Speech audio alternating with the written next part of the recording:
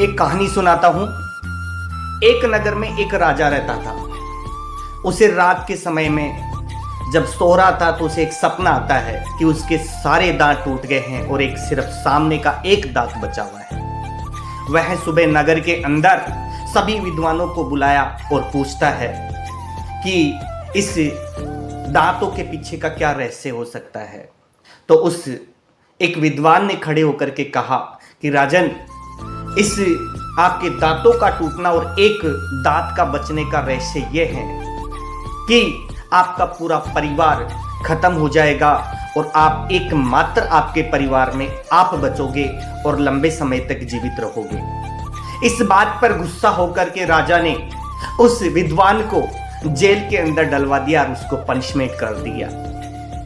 इसी दौर दूसरे दिन एक लड़का, नौजवान सा लड़का आया और उस नगर के अंदर आकर के राजा के सामने खड़े होकर के कहता है कि राजन, आपके दांतों का टूटने का वास्तविक रहस्य मैं बताता हूं।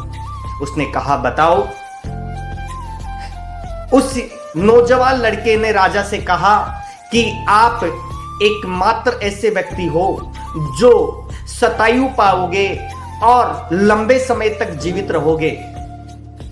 इसके अलावा आपको हमारे राज्य का राज्यभार, आप शासन करोगे, हमारे ऊपर बहुत लंबे समय तक शासन करोगे और हमें इस बात की खुशी है कि हम आपके राज्य के अंदर निवास करेंगे और हमें बहुत खुशी होगी। इसी बात को सुनकर के राजा बहुत खुश हुआ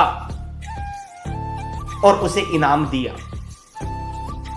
जब वह उस राजमहल से निकल रहा था तो उस जेल के सामने से गुजरा और उस आदमी से मिलकर के कहा कि मैंने सिर्फ आपकी बात, वही बात मैंने कही है, लेकिन उसको कहने का तरीका कुछ अलग था।